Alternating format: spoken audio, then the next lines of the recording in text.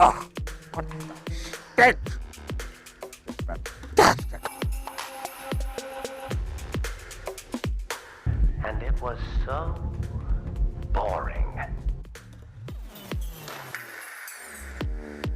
Is that what I think it is? Mm-hmm. It's beautiful. I hate them. Yeah, it's pretty good.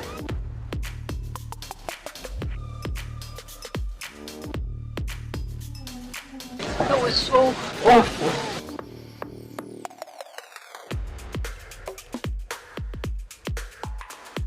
You can't handle the truth.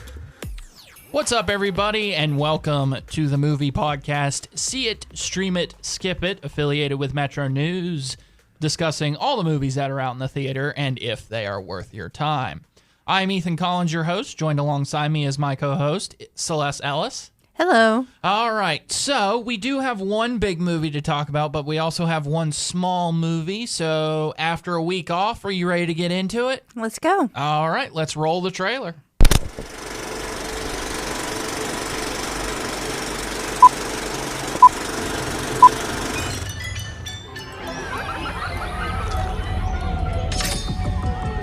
What happened? Someone hurt my mommy. Who? Me. You guys see that weird ice cream man today? What do you mean weird? Like he was following me. Is everyone sick or something?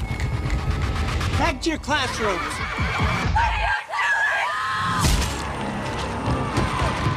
They're out trying to kill us. They're trying to turn us. That ice cream's demonic. Go, go, go, go, go! What is going on here?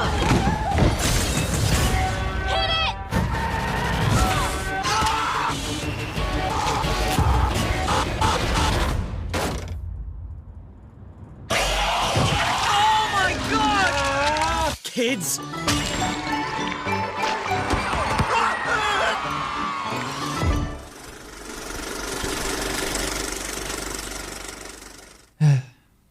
The Ice Cream Man, directed by Eli Roth and starring Ari Millen, Charlie Zeltzer, Shiloh O'Reilly, and Sarah Abbott, when a small summer town descends into madness when an ice cream man serves kids sweets delights with horrifying results. I sighed before I said this, and I'll sigh after. Yeah, sigh is an effective representation of how we feel about this one. I'm not sure how long we're going to go on this one. I do have 6.5 minutes left on the timer here, but I don't think we'll go that long. So we'll just kind of see how this goes and roll with it. This is going to be a not fully honest review, because to give a full review, we would have had to finish the film, and in a see it, stream it, skip it first, we actually walked out of the theater on this one. First time for everything. It's not that it's too gory. It is gory, but it's mostly that it's just poorly written and boring. It's not campy enough to be funny. It takes itself a little too seriously to be over the top and ridiculous. It's poorly acted. It felt like it was written by AI. The humor feels 20 years too late. All of the jokes are kind of like, your mom. Like, typical middle school humor sort of stuff. I think middle school for people our age, not middle schoolers now.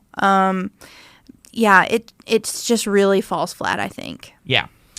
We saw this in a Scream unseen, so we didn't know that this is exactly what we were going to see, but I did warn you that... You did call it. Yeah. You were correct. This was your suspicion, and I wish it had been one of the many horror films we saw a trailer for before this movie started. Not a fan of this one. Yeah. Eli Roth is a polarizing figure in terms of movie critics and stuff like that. My personal opinion, I think he's had some really good films such as Cabin Fever. Hostel 1 is very good in my opinion, but Hostel 2 and 3 falls a little bit flat of the mark. I also like I'm trying to think of it. It's a Native American movie where I think it's Inferno. The Green Inferno. It's extremely graphic and gory, but I thought the concept of it was so good that it still kind of is watchable at least, but to the effect of a major stream it. Don't go and see this in the theater. This is an entirely misses the mark. I'm honestly kind of ashamed of Eli Roth in this one. So Eli Roth directed The Sacrament, which is the only horror movie that has left me like shaken for days after I watched it. It's a dramatization, reimagining of the Jonestown Massacre, and it is thoughtful and horrifying. I don't even mind that he's going to make the pivot into more campy horror. I'm fine with campy horror. I love Sleepaway Camp.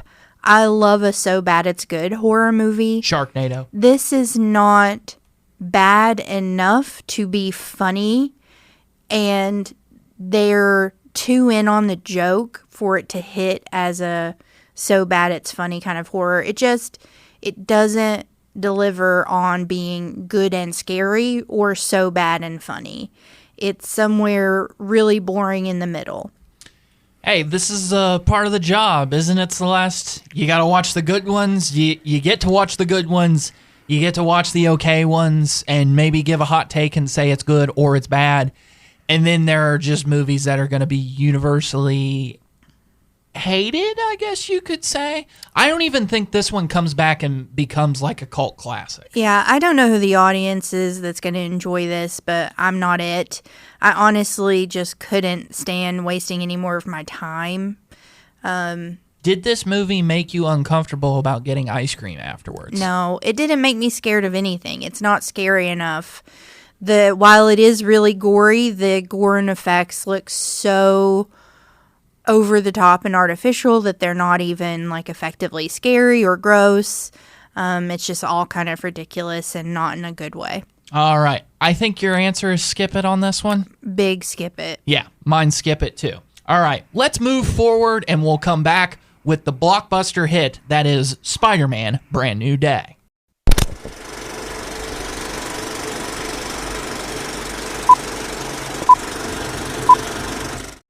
I can't believe our first hit MIT! MJ, come on, pretend like you're not the happiest you've ever been in your entire life. I can't. I knew it!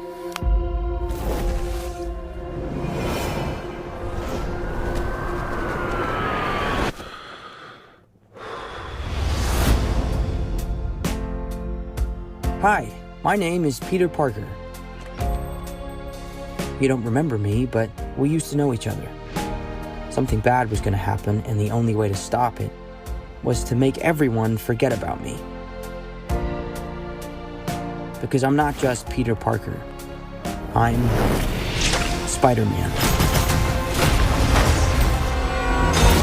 The hell, Frank? You just hit me with a van! Quit your whimpering. Suit yourself.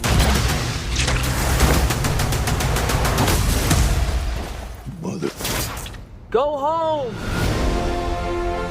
And sometimes Spider-Man has to do the hard thing, even if it breaks Peter Parker's heart. What is happening to me?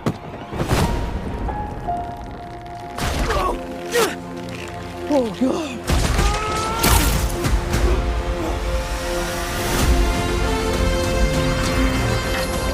Excuse me, Dr. Banner. I need your help. What did you say your name was? If DNA is mutating, It would be enormously dangerous. Spiders have 3 life cycles. When between cycles, it can leave the spider vulnerable to threats. We are faced with a danger that we can't control. One we can't even see. Stay out of my way. you're losing it, kid. And for those spiders who make it through, it amounts to a kind of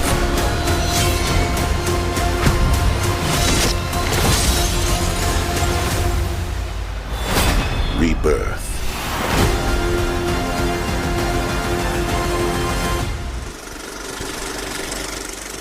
Spider-Man Brand New Day, starring Tom Holland, Zendaya, John Bernthal, and Sadie Sink. Fighting crime full-time as Spider-Man in a world that doesn't remember him, and the pressure of seeing his old friends move on without him sparks a change in Peter Parker he may not have the power to control. But that transformation might be the only thing that can stop a shocking new threat to the city and to those he loves. A powerful villain that no one can even see. Very interesting concept. I think this is the fourth iteration of MCU's Spider-Man, and it's surprising to say that it still hits the mark, despite it being the fourth film. I think this is a wonderful installment. It goes new places with the story. We see a lot different Spider-Man in this one than we've seen in the previous films. He's a little less optimistic. He's sort of, not at his best, and I think the movie's all the better for it. So, I have basically a few questions lined up for you. I'll just let you answer, and then I'll rebuttal with my answer. Number one, where does this rank in terms of your MCU Spider-Man films? So, obviously, this is the new trilogy, or the start of a new series based off the trilogy that's, I guess you could call it the Spider-Man Home Trilogy. Where does this rank on your list? Either the top or the second from the top. I really liked this one, but I've liked all of them. It's so hard to rank them. I don't think any of them have been bad. They've all been so good, but I think this is one of my top favorites. So, we talked about this a little bit, and I said that this is probably the, I don't want to say worst of the four, because this is, worst sounds like a harsh term to give this, because I really enjoyed this movie. It's not the worst. It might be a B in a whole bunch of A's, I think this is an A plus even. Oh, wow. Yeah, I think it's really great. I love the emotional depth of this one. It feels like a more grown-up movie. The previous Spider-Man, the Tom Holland Spider-Man that we're used to, as a teenager. This is him post-college years, so he's a little more mature. He's had a lot more things to deal with, not to spoil anything, but the loss of Tony Stark, the loss of Aunt May, the loss of everyone who remembers him. Watching him deal with all of that in this movie, I think, was a treat, and I think Tom Holland did an excellent job. The Marvel Cinematic Universe has gotten some criticisms over their last few years about bad special effects. It happens in their television shows, their past few movies. This one is not the case. I think this one possibly has the best effects that it's looked post Endgame. Yeah, I think the effects look great. We're in like a very anti-CGI summer. After the Odyssey came out, everyone's been talking about how good practical effects look, and practical effects do look fantastic, but the CGI that they do in this movie looks unreal, and I mean in a good way. It looks fantastic. It's visually striking. New York looks wonderful. I think you said to me at one point, are they trying to get me to visit New York? And maybe. This might be a commercial for the city. Where does Tom Holland rank in terms of the, I'm going to say 4 Spider-Man? So you can say an animated voice that you really feel connects with the character, or out of the 3 live-action iterations, Tobey Maguire, Andrew Garfield, and now Tom Holland. Where does Tom Holland rank on that list? So if you had asked me before I saw Spider-Man Homecoming, I would have said that Tobey Maguire is the all-time best Spider-Man, that I love Tobey Maguire as Spider-Man. The original trilogy are some of my favorite movies, definitely some of my favorite superhero movies. I would never have thought I could like another Spider-Man as much as I like Tobey Maguire. And I like Tom Holland so much more. I think he brings so much to the character. He never loses this sort of like sweetness that he has. Innocence. Not even just innocence, but like just such a good heart that he just brings that heart to the role. He never loses it despite everything that happens. I think he plays it perfectly. And I know it's kind of harsh on Tom Holland with The Odyssey, so I want to absolutely give him his flowers for this performance. I think it was wonderful. Sadie Sink. We won't go into spoilers about who she's playing or anything like that, but we will just say she plays a significant role to a significant character. So, I'm a big fan of Sadie Sink ever since I saw her in Stranger Things. I thought she was one of the more interesting characters on Stranger Things, and now I think a new franchise has gotten a hold of her, and I think she's going to knock it out of the park. What do you think? Yeah, I thought she did a fantastic job. I've liked her in everything I've seen her in. She's very talented to be so young. She's a very, I think, natural actress. I liked her in this. I love the chemistry between Zendaya and Tom Holland in this one. I looked at you at one point and I was like, I'm so glad they're married because they have such good chemistry on screen. You're rooting for them so hard. This is like a love story, you know, for the MCU, but I really, really liked this one. You know who else has good chemistry with Tom Holland in this movie? John Bernthal. Yes. Yeah, I know. It's incredible. I know. They're perfect. They're perfect complements. They're like foil characters because John Bernthal is like an eternal pessimist who doesn't trust people, who after all he's seen, he's been hardened. And Tom Holland plays the eternal optimist Spider-Man who, despite seeing the terrors of the world, still believes in the goodness of people. So seeing the two of them sort of battle against each other with their philosophies, I think almost like siblings. It really, really works for me. And they just play the two characters extremely well. Tom Holland is a perfect representation of what Spider-Man is in the comics and to everybody that cares so much about the character. And I think moving forward, now that John Bernthal has a big platform like the MCU to show what the Punisher is, I think he's going to get a lot of praise for this as well. Yeah, I think they're great together. So, with all that being said, do you see this, do you stream this, or do you skip this? This is a see it. I will probably see it at least one more time before it leaves theaters. I enjoyed it that much. I saw it in, regular D this time. I may go back and see it in 3D just to see if it's different. I loved it. I'll probably see it twice. I will absolutely go and see it again with you. Yeah, I will definitely see this again. And it honestly, one of the things that I really appreciated the most about this movie, by the way, I did. I'll get back to it. But one of the things that I appreciated most about this movie is that it kind of goes back to the roots, the friendly neighborhood aspect of Spider-Man.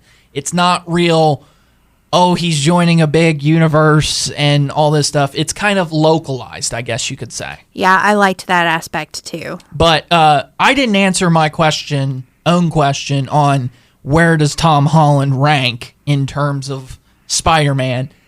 And yes, I do think he's the best one.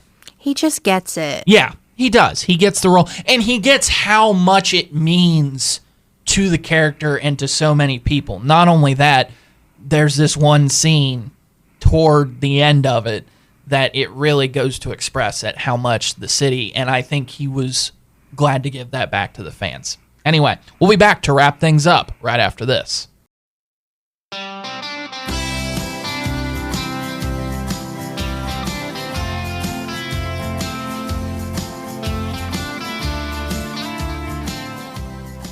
Wrapping things up here on, is this 13? I've lost count. I've lost count too. I think this is 13, but episode 13 of See It, Stream It, Skip It. I think next week is going to be kind of interesting in what we have coming up. So this podcast will release on August the 8th. So we're a little bit behind. Sorry, we went on vacation, sort of thing. But One Night Only, which I'm actually very excited to see, comes out August 7th. So we will talk about that next week. And then hopefully we'll get kind of back on track there, because then we will be talking about the new movie that releases on that weekend, which is House at the End of Oak Street. And then I'm kind of at a loss. What bonus episode are we going to do this month of August? I have an idea to pitch you. Okay. What if for August, back to school month, we do a top 10 high school movies? Interesting. Could it also, is it just high school movies? Is it just school movies? Is it... I think the criteria should be that most of the main cast needs to be in high school. There needs to be at least some of the plot has to revolve around school or going back to school, prom, something related with school. Like even Carrie? Carrie definitely counts. I would think that Scream also counts because all the characters are in high school. The principal is a character. Some of the scenes take place within the school. Mm-hmm. So it's a pretty broad genre, whatever you think a high school movie is. Well, we got to do 10 of those because that's a hard list to compile into 5. Yeah, I think 10 makes more sense. And I will say, we probably won't have that many of the same. Yeah, that's the other thing is hopefully our lists are very different from each other if the concept is just movies that involve high school students in some capacity. Okay, let me pose you this question. Do sports movies in high school count? Does Friday Night Lights count? I would think Friday Night Lights. Varsity Blues count? Yeah, Varsity Blues, Friday Night Lights, Bend It Like Beckham.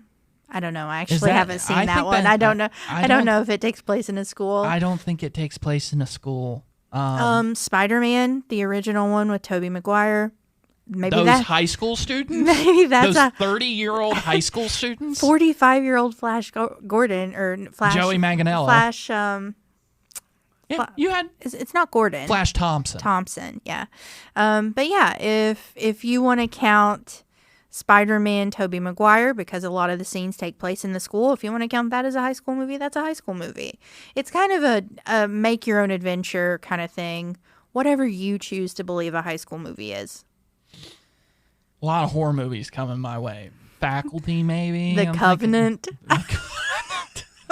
Still never seen that movie, sorry. Oh, I'm going to make you watch it one of these days. And John Hughes. I mean, you can't think about high school without thinking about John Hughes movies. Yeah, 16 Candles, Pretty in Pink, Ferris Bueller's Day Off even. I think all of those are high school movies. Super Bad, that's a high school movie. Breakfast Club is definitely a high school movie. So just kind of whatever you think a high school movie is. I mean, that's, that's certainly an interesting concept for sure. I mean, that's certainly, man, that's broad though. It's going to be really hard. Broad. You could honestly do top 50. I think I could narrow it down to 10, and I could plead my case for each of them on why they are a high school movie and why they're in my top 10. Well, I think that's probably that is the argument. You have to sit there and say, why is it a high school movie and why is it one of your favorites? All right, so that's going to do it for episode whatever it is of See It, Stream It, Skip It. That's it, man. Game over, man. It's game over.